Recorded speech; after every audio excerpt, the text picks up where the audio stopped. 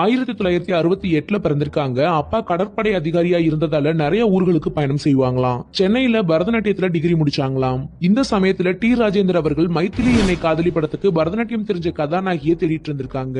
இவங்க நடனத்தை பார்த்துட்டு கதாநாயகியா நடிக்க வச்சிருக்காங்க. முதல் படமே வெற்றி படமா அமைஞ்சிருக்கு. அதே வருஷத்துல 5 படங்கள் கமிட் ஆகி நடிச்சிருக்காங்க. மெல்ல திறந்தது கதவு, கண்ணே கனியமுதே, ஒரு இனிய உதயம்னு தன் நடிப்பால ரசிகர்கள் மனசுல இடம் பிடிச்சாங்க. பேசும் படம், கூட்டுப்புழுக்கள், வேலைக்காரன் போன்ற படங்கள் மூலமா முன்னணி நாயகியா மாறினாங்க. தமிழ் மட்டும் இல்லாம தெலுங்கு, கன்னடம், மலையாளம், ஹிந்தின்னு பட வாய்ப்புகள் வர ஆரம்பிச்சிருக்கு. இந்த சமயத்துல தெலுங்கு பட நடிகரான நாகார்ஜுனா அவங்கள காதலிச்சு திருமணமும் பண்ணிருக்காங்க. அவருக்கு ஏற்கனவே திருமணமாகி நாக சைத்தன்யா அப்படிங்கிற பையனும் இருந்திருக்காங்க. 1991 கற்பூரம் முல்லை இவங்க கடைசியா நடிச்ச படம். திருமணத்துக்கு அப்புறமா பல வருஷம் கழிச்சு சமீபத்துல தான் சில படங்கள்ல கேரக்டர் ரோல் பண்ணிருக்காங்க. யதார்த்தமான நடிப்பு, கவர்ந்திருக்கிற சிரிப்பால ரசிகர்கள் மனசுல இடம் பிடிச்சவங்க தான் அமலா அவர்கள்.